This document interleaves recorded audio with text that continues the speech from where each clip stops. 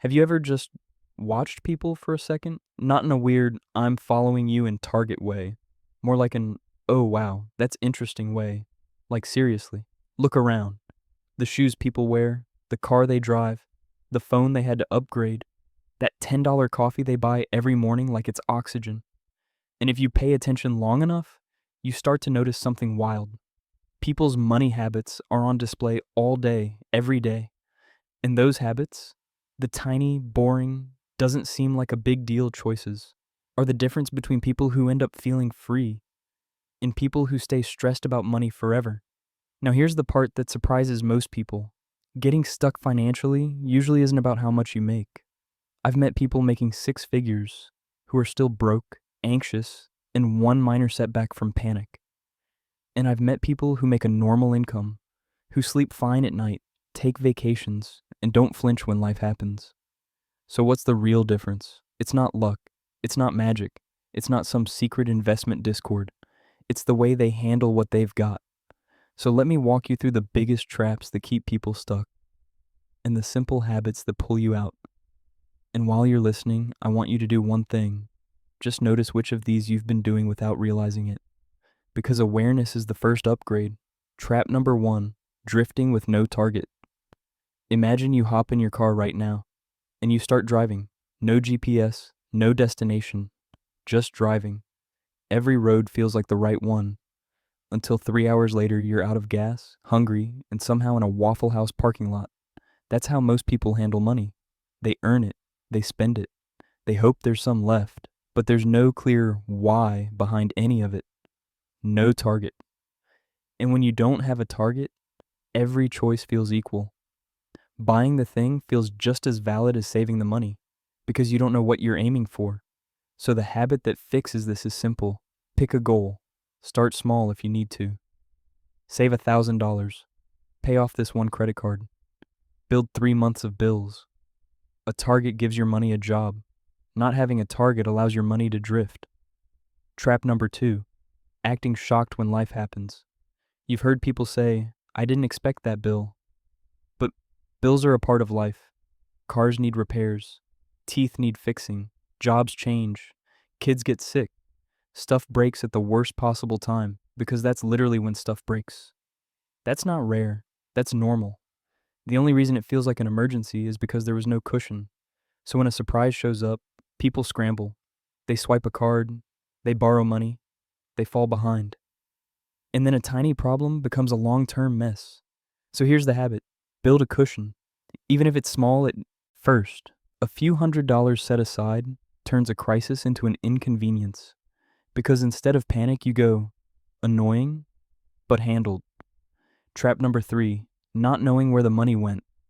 This one is sneaky. Most people don't blow up their finances in one big dramatic moment. It's death by 1,000 tiny clicks. A snack here, a quick treat yourself there, a subscription you forgot you even had, 2 meals out because you're tired, a little Amazon cart that magically becomes $78, and then payday comes, and you're like, wait, how am I broke already? That's not a math problem, that's a visibility problem. So the habit that changes everything, keep score. You don't need fancy apps, you don't need a spreadsheet from NASA. Just know what comes in, what goes out, where it's going.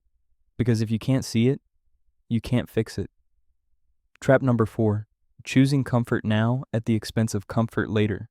There's nothing wrong with enjoying life, but some people spend like tomorrow is a myth. They treat future them like a stranger they'll never meet. Future me will deal with it. Except here's the thing. Tomorrow always shows up, and it remembers what you did. Future you is still you, just older, more tired, and less impressed by your excuses. So the habit, enjoy today, but don't rob tomorrow. Balance is the goal, not misery, not chaos. Just don't make your future pay for your current impulse. Trap number 5, keeping pricey routines because they feel normal. This is the one that gets almost everybody. A lot of expensive behavior doesn't feel expensive because it's routine. Daily coffee, convenience apps, smoking, eating out 3 or 4 times a week, constant upgrades you don't need yet. Each one feels small. But here's the truth. Small daily habits don't stay small. $10 a day is $300 a month. That's $3,600 a year. And you don't have to hate yourself for it. Just see it. So the habit, run the math on your routines. Not to shame yourself, to wake yourself up.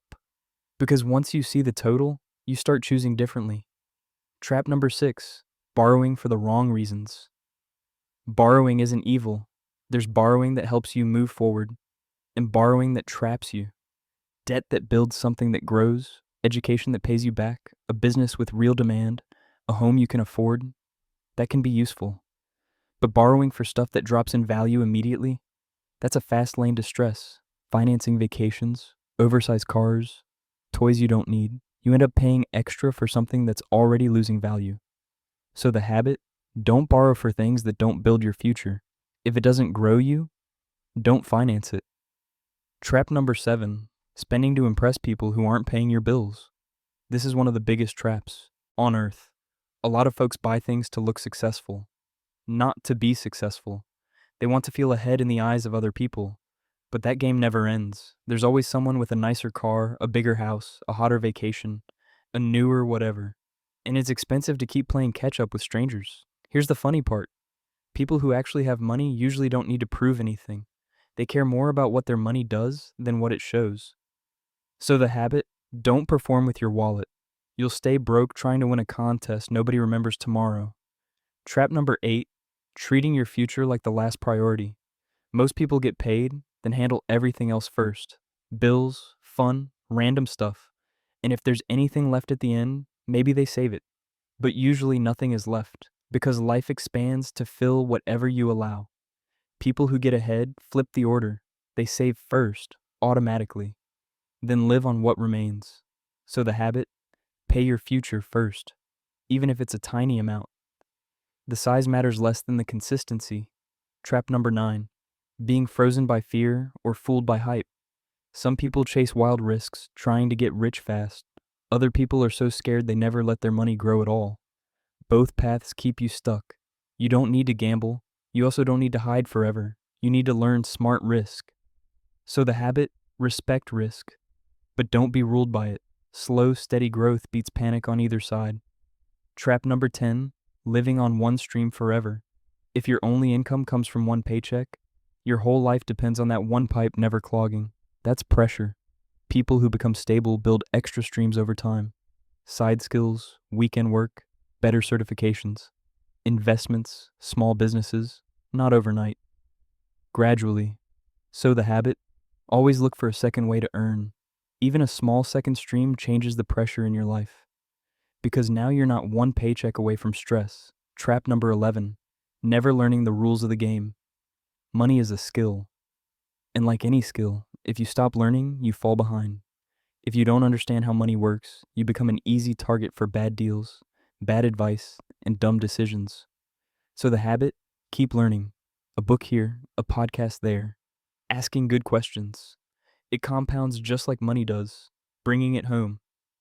Here's what I want you to remember. Most people don't get stuck because they're stupid or lazy. They get stuck because they repeat patterns without noticing.